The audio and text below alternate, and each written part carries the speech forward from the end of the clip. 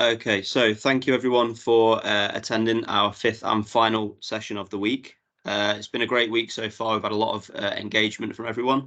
We've had some interesting topics all brought to you by our champions. And today we have, we're being lent a hand by Hannah, who is not a champion, but she's lending her expertise and her support on delivering today's session with Paul.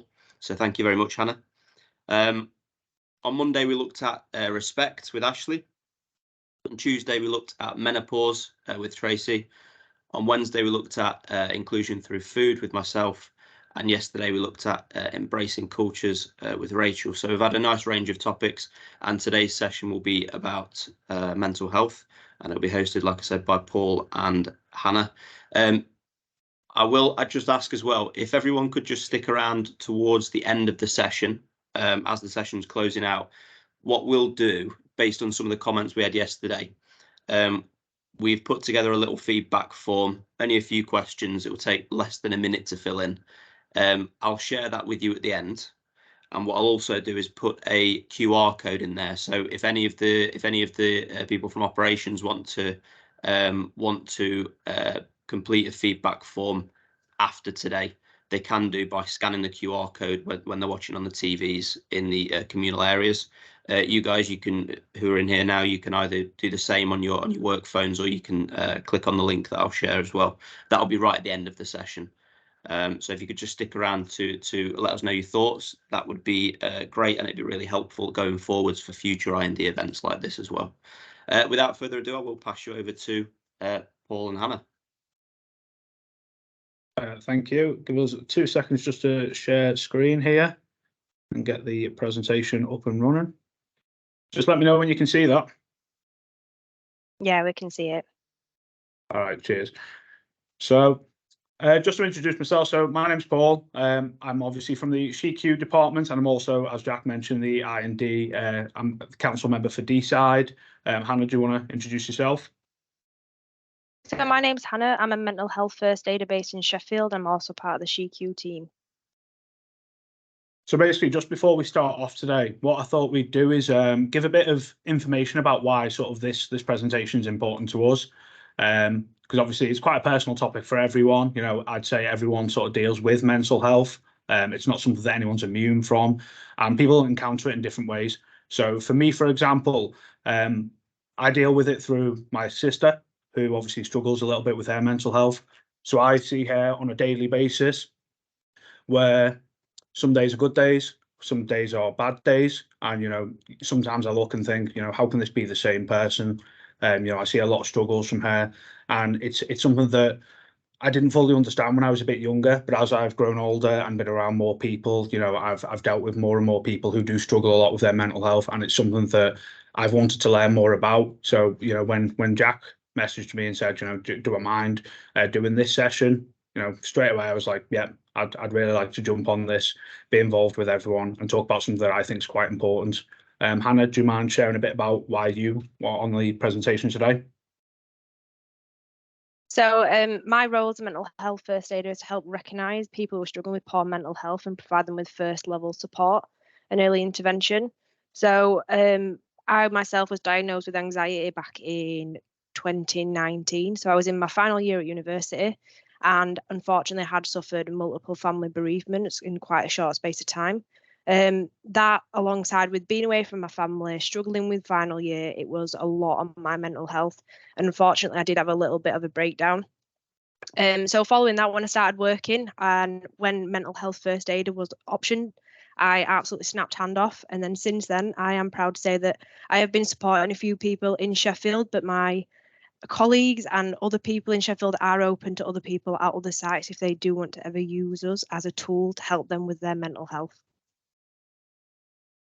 Thanks for that, Hannah. What I would say is, so today I'm actually presenting from a single laptop screen, so I can't see the chat. So Jack, Hannah, hopefully you can both support me with this, because what we're going to do throughout the session is ask for a number of questions and answers, and we'd like those to be put in the chat. So I'm relying hopefully on Hannah and Jack to be able to read those out for me, just so we can get involved in that. Give us 2 seconds. So the first thing we want to sort of say is, what are the first words that come to people's minds when they think of someone with cancer? So if you can just use the chat function just to type out a couple of words there, and then Hannah, if you can just read a couple of those answers out, as many as you can, guys, just jump in there and just let us know what the first words that come to your mind when you think of someone with cancer.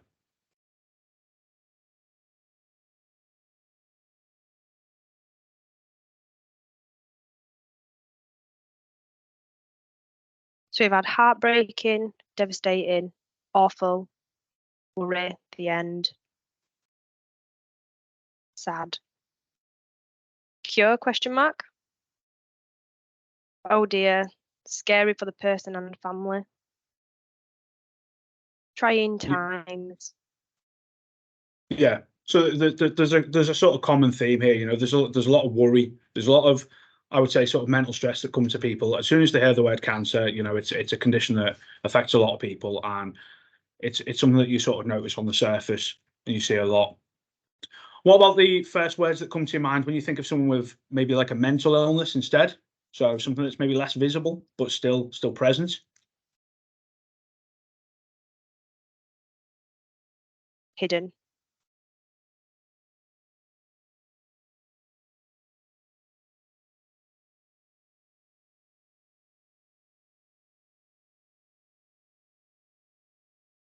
How do I help? Isolating, support, solidarity, empathy.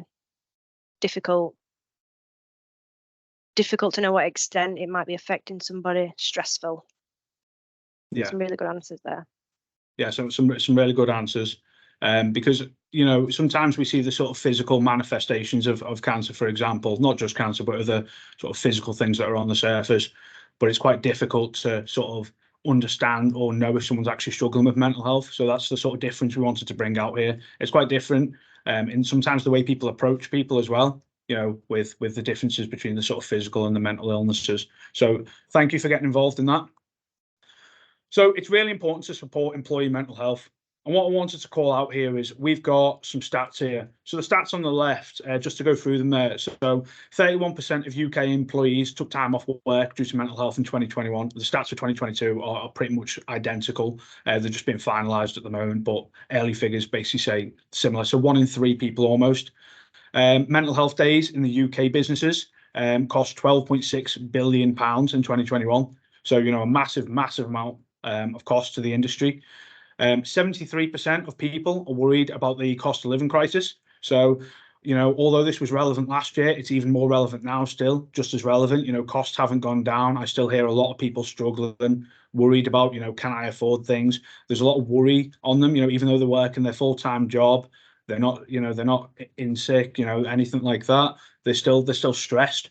And then 2020 to 2021, stress, depression, and anxiety accounted for 50% of all work-related ill health cases. So that's just a massive impact to the actual industry.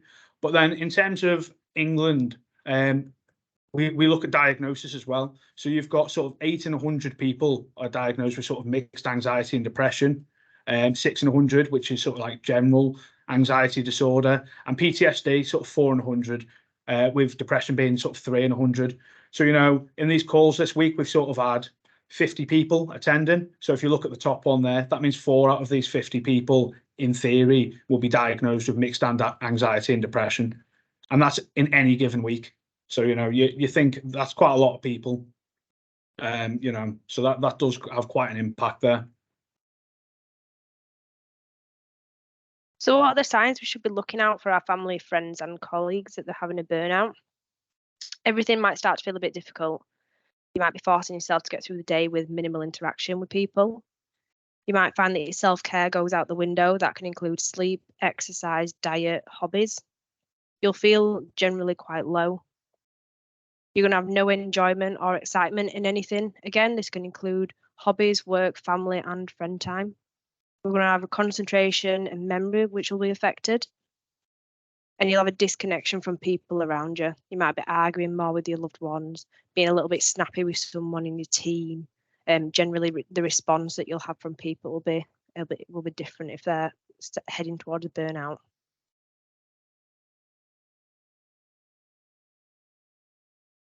So let's talk about mental health. Today's a great start because we've got some leaders, we've got as colleagues, we've got a lot of support around mental health, and thankfully the opinion on mental health has changed dramatically in the recent years. Mental health is something that we all have, and it's just as important as our physical health. Mental health can be something that's positive or negative. When we've got good mental health, we've got a good sense of purpose and direction. It helps us make good choices, and we've got the energy to deal with whatever's thrown at us. 1 in 4 of us this year will experience mental health problems, and when we reflect on the year, that statistic might change to 1 in 3. So it's getting worse and worse throughout the year. Everyone's mental health can be a variety based on their circumstances and change in their life, because life just happens. No one's immune from mental health and experiencing problems. Having mental health problems doesn't mean that you're sitting crying in a dark room. All things that we used to see on films historically. We're not in rooms with padded walls. It's just something that we all live with, we deal with. Having mental health problems can also be you get up, you show up, you smile, and you go through the motions of any normal day, normal working life. But you do have an emptiness or feel like something might be missing when you're going through the motions of everyday life. So then obviously in terms of once you spotted those symptoms and once you're aware of, what sort of feelings that might actually be a trigger, I guess the next question you want to ask, and I think it was brought up earlier when you sort of look at people who have mental health issues, it's how do I be there for someone else? Because it's quite tricky, because sometimes it's quite difficult to sort of know how to be there for someone. So even if you're not struggling with it yourself, it's always worth looking at the telltale signs. So as mentioned before, sort of things like new patterns of unexpected lateness or absence. Someone who's typically on time every day, you might notice they're starting to run 5-10 minutes late, but all the time. And they avoid talking, engaging, or wanting to be with people. Someone who typically would go out for lunch and spend time with their colleagues and friends, they just want to sit on their own, or they just, oh no, I don't feel like it today. But that's the excuse every day. You've got not wanting to do things like hobbies that they usually enjoy. So you probably feel this a lot. You work, you come home, and like even though you've worked and you're excited to get home and play that new game or go and do that sport that you really like, you might just get home and go, oh, I don't really have the energy for it now. And that can happen as a one-off, but as it happens more and more frequently, you might start to think, well, actually, there's something going on here. Not being the usual self. So being tempered or pessimistic. So everything you speak to them about, there's always a negative tone to it. They're struggling to see the positive in things, and they can be quite standoffish. You've got the sort of inability to concentrate and work on the conversation. So you might find people are being quite aloof. So you're sort of speaking to them and you're noticing they don't really, they're there physically, but they don't tend to be involved in the conversation. They're sort of just going through the motions, but they're not actually actively participating. And then they're also just talking about themselves in such a negative way. So, they don't want to be around, they don't feel great about themselves. And, not every day everyone feels 10 out of 10. Sometimes, it's just not that day. But when it's starting to be more and more frequent, you start thinking, okay, something's going on here. We've had a comment in the chat saying, unless you've been through it yourself, it can be hard to understand and help at times. I think it's worth remembering that we're not medical professionals. Sometimes people do need medical help when it comes to their mental health, and they will need more support than just what we can provide as colleagues, friends and family. But being there, making sure that they know that you're present, you understand, you're trying with them, it can mean a lot to people, even if it doesn't actually help them in terms of their recovery or them getting to a better place in their mental health. It can help support. Yeah. So how do we start a conversation? So starting a conversation can be hard. Don't make it a bigger deal than it needs to be. It can be easy as, you okay? You've not seen yourself lately. I'm concerned. Can I help? Ask open questions that can't be answered with a yes or no. As Paul was just saying, they can, if you're struggling with your mental health, you can be quite distant. So yes or no is the perfect question for someone who might be struggling. Talking to someone about your mental health doesn't come naturally, and some people might find it hard to build trust and open up. This can take many conversations over a long period of time, but if we keep trying, then that person knows that we're present, we're doing our best. Once someone does start to open up, listen to what they've got to say. Try not to offer advice on things like eating healthy, sleeping, the things that have helped you in the past. Everybody's mental health is unique to them, and they might not be ready to hear it right now. Don't compare your experience with someone else's, just validate their experiences. I think it's really easy when you see someone struggling to say, oh, I had that problem a few years ago. What helped me was, if that person's not at a place where they're ready to accept that, or they feel that your circumstances aren't comparable, it doesn't necessarily help. Chill out and don't take life too seriously aren't the kinds of things that people typically want to hear, along with, I know exactly how you're feeling. This works. Try this. Do this. Some different suggestions to try will be, what have you tried so far? I can imagine that it's really hard to deal with. And even if you know you can't help it, saying that you're sorry you're feeling like this, and I'm here if there's anything that you can do, offering the support, asking them what they want from you to make it better. Starting the conversation can be particularly hard if you've never done it before. Be yourself. The prompts that are here today to help you can tweak to fit to fit yourself, being more comfortable. Phrases so you don't sound like you're repeating a script. Be kind and listen. 2 ears, 1 mouth, and remember it in that ratio. So in terms of how help them find support and sort of checking in, as Hannah mentioned before, at the end of the day, you know, the advice that we're giving you today is not so that we can go out and pretend that we're going to be able to diagnose people. It's about spotting signs early on so that we can, you know, offer support to people who are struggling. And, you know, as also we're equipped with all mental health first aiders who are, you know, helping people within the business, outside of the business, even, you know, family, friends, colleagues, to sort of make those decisions and almost allow them to understand information and help them get the help that they may need. You know, someone mentioned before about medical help that may be needed. No one here is trying to fix anyone. It's all about just helping people and trying to be involved and trying to be there for people as much as you can. So encouraging and supporting them to make the first appointment can be helpful. Don't obviously push on people, as Hannah mentioned. You know, some people aren't ready to do that step yet, but we still want to talk with them about that. Obviously, HR are always around, willing to talk. You know, we do have a HR department, and we have work colleagues that you may confide in. You know, you've probably got your work best friend who you're happy to talk to, not just about work, but on your break, you talk to them about anything and everything. And you've got mental health first aiders. So we'll get on to them shortly, who specifically they are on each site. But if you don't feel comfortable talking to a first aider in D-side, for example, because you see them every day and it's, you know, you don't want to deal with seeing someone every day that you've confided in, you may find it easier to reach out to someone that you don't know in Sheffield who's mental health first aider trained instead. So that can be a way of doing something. You know, if people that you are working with start saying things like, I feel like I'm going to cancel, like, you know, I'm not going to go ahead with it, you want to try and encourage them to stick with it, because even though it can be difficult, you know, they're pushing in the right direction. They're wanting to get that help. They're trying to take that first step. So you don't want to force anything, obviously, because everyone is moving at their own pace and has their own difficulties. But you want to try and support them and try and help them understand. And the big one is, don't try and fix them. You know, it's not something that needs fixing. It's a position that they're in, that they're struggling with. It's not something broken.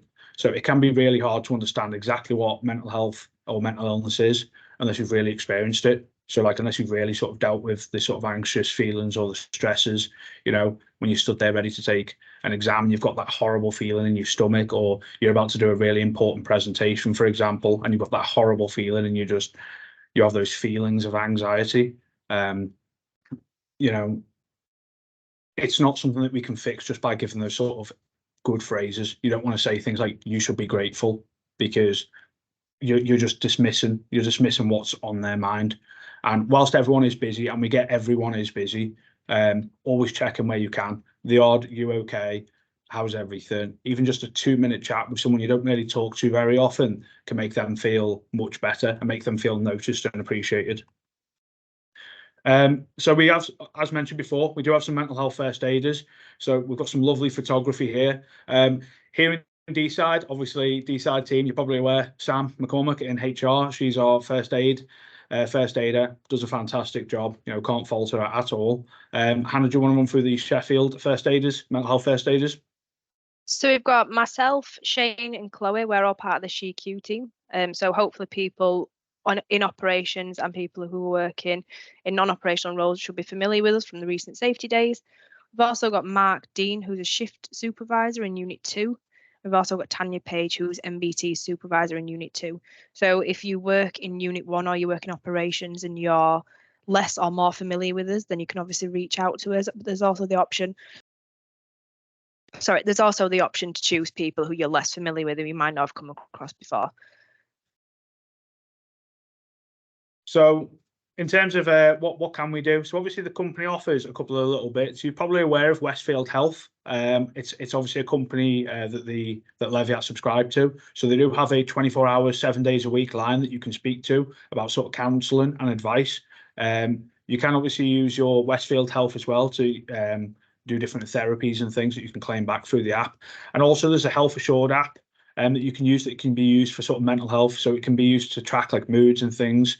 If you need the details on that, follow up afterwards by reaching out to either SheQ or reach out to HR, and they'll be happy to help you with any details for this. So just to go through this, there's a second just to load the slide up. So good points to make here is always extend a loose invitation. So people might have a hard time reaching out. You know, if you're stressed out, the last thing on your mind sometimes might be going out with people, but always try and extend a loose invitation. Don't be too forceful or pushy. Just sort of say to them, nip in the pub tonight, or go in the cinema to see that new film you wanted to. Do you want to tag along? If they say no, you know, obviously you don't want to pressure people. You just want to try and keep them aware of the fact that they're not out of mind just because they may be a little less present at the moment. And obviously be aware of the fact that cancelled plans may lead to fewer invitations, which can increase isolation. So even though you've got maybe that friend or that colleague that you keep inviting out for an after work catch up and they've cancelled a couple of times in a row and you're thinking they don't want to see me, it might not necessarily be that, you know, reach out to them, keep reassuring them that you want to spend time with them. At the end of the day, that sort of constant touch of making people aware that you want to spend time with them is going to mean everything to them. Stay in touch. So even if you're not able to spend a lot of time with them physically, you know, some of our friends and colleagues, you know, I catch up with my team in Sheffield quite frequently. So even though I'm not physically there in person chatting to them all the time, if they ever need me, obviously they can message me, you know, and we have catch ups. So just because someone doesn't live locally or just because you can't make time outside of work with different shift patterns, give them a text, message them on social media, quick phone call or a visit, or just drop off a little gift at their house, and when they get home, they'll get it. And, you know, just a little, I've been thinking of you, I care about you, just some words to just make them realize that you're on they're on your mind, and you're obviously thinking about them.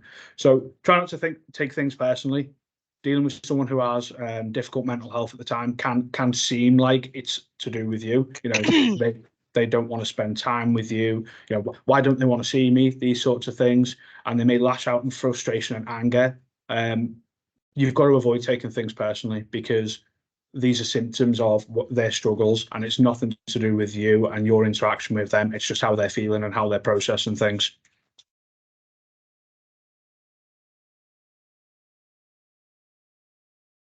So be patient. There's not one cure fix all, and there's no recovery time when it comes to someone's mental health. Mental health does improve with treatment, but this can be very trial and error.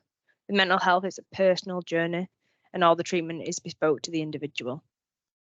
Everyone with successful mental health treatment, the illness does not disappear. The problems can arise again, but the tools and the strategies that you've developed over time to help yourself will be absolutely essential on the bad days. And what about you? Are you looking after your own mental health? It can be all encompassing when you're supporting someone who might have mental health struggles and you're concerned with their mental health, and you'll drop everything to help and support anybody that you love and that's around you. But if all your energy is consumed with looking after someone else's mental health, it might leave very little left for you. You might find that your wind down time, your you time, the things that you used to enjoy get absorbed with the time that you're invested in someone else. It can burn you out very quickly. And you don't need to help anybody. You need to look after yourself sometimes as well. So remember to take the time to look after your own mental health if you are supporting somebody who also does have mental health struggles. Thanks for that. So in terms of like how to look after your mental health, So there are techniques that can make you feel calm. Obviously, there's the box breathing technique, which is sort of the breathing in, holding it, breathing out. What this does is it sort of makes you more conscious of your breathing, and can help you when you're in maybe a state of almost dissociation from what's going on around you. So by bringing yourself to the awareness of your own breathing, it can help you focus on that and start, focusing on things around you. And it can just bring you a little bit calmer. It's not going to, it's not going to fix everything. It can just bring you back to a sort of, okay, I'm focused on myself again. It gives you some time to sort of relax a little bit and try and focus on what's happening around you. Just 2 seconds. So, Hannah? So while I'm running through this slide, if you can think about things that you do to help your mental health, one of the big things that I do personally that I find really easy and free, which is essential for me nowadays, is I exercise. So I go out and walk my dog every single day. I make a conscious thing, even when I think, oh God, it's poor weather, I'm not in the mood, I just want to sit in bed and just feel sorry for myself today. It can really help conjure up some visions, and you can have a positive, different attitude when you come back in from getting a little bit of fresh air. You can go out for walks during your lunch times. You can do it before work, after work.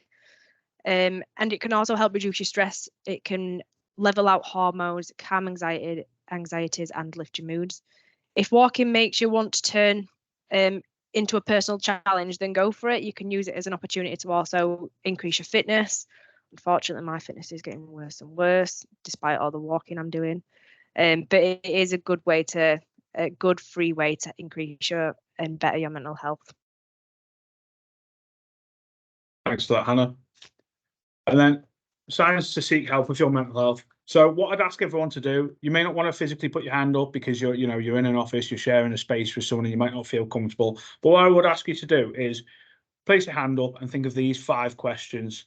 So every time one of these applies to you, if you put a finger down, so if you notice that you have little or no interest or pleasure in things you usually enjoy. So if that applies to you, put a finger down. If you've noticed that you feel low in mood or hopeless at times, especially if it's more frequent recently, put another finger down. If you've had trouble sleeping, either trouble getting to sleep, staying asleep, or sleeping in too much, which, I know it's nice on a Saturday sleeping in a little bit, but put another finger down. If you felt tired or low in energy persistently throughout the day, if you can't find yourself to have that drive or that sort of, I'm feeling really slumped today, but it's frequently, then put another finger down. And then finally, if you've noticed a change in appetite, so you're not looking after your eating, so either you're just sort of finding yourself ordering food constantly or just grabbing quick things from the fridge that, as Jack pointed out earlier this week, some of that sort of over processed food, if you just look into your fridge constantly for these quick meals and that's not like you, put another finger down. So what I'd say with that is, I guarantee most people here are probably maybe experiencing one of them, maybe 2 of them at least. But it's just little prompts for yourself to think, is this a bit deeper than just I'm having a bit of an off day, especially if you're noticing them more and more frequently.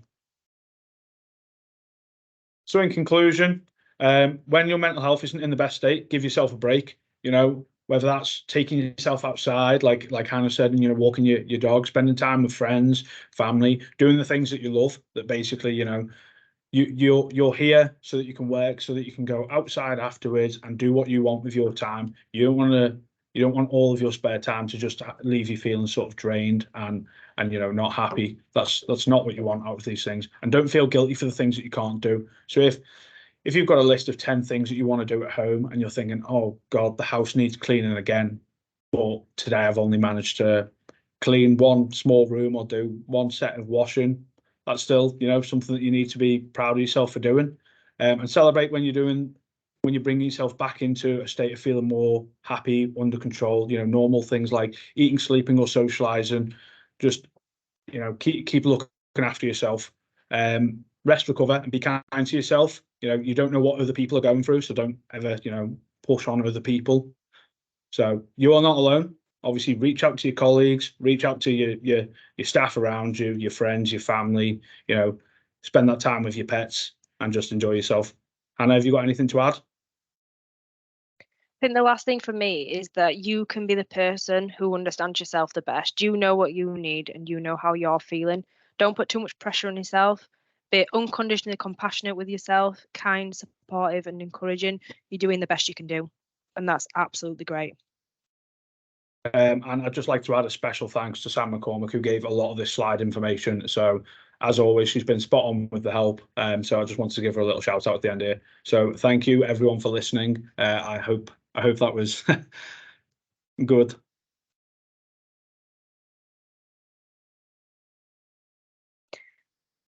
Thank you very much. Thank you. Thank you. If anybody wants any guys. information on mental health first aid or any support, then please reach out to one of our mental health first aiders or HR team. Yeah, well done, guys. Really good session today, and a lot of engagement from everybody. Again, a lot of stuff in the comments to both of you. So thank you very much, and Hannah, special thanks for your support on this today as well. So once again, guys, we want to say thank you to everyone for your participation and attendance in this week's sessions. We hope it gave you a lot of value, a lot of understanding on the topics that we covered, and we hope that we can do more of these events and activities in the future to deliver even more value from the I&D team. I'm going to post in a second. I say in a second, I might as well do it now. I'll post something in the chat now. All it is a quick feedback form, and you can fill it in at your own leisure. Take 2 minutes tops. And if you just fill that in, what that will do is give us any guidance on things that you want from us in future activities. And you can tell us the bits about this week that you liked, especially so that we can make sure that we repeat those in future activities as well. I will put a QR code up as well, so that anyone from operations who's watching this later can scan and can complete on their personal phones or their work phones.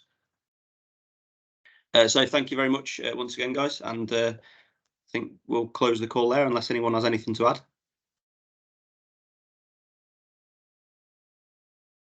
No, I think that's everything. All right, thank you, everyone. Thank you. Thank Thanks you. all. Thank you. Bye. Cheers. Cheers. Thank you.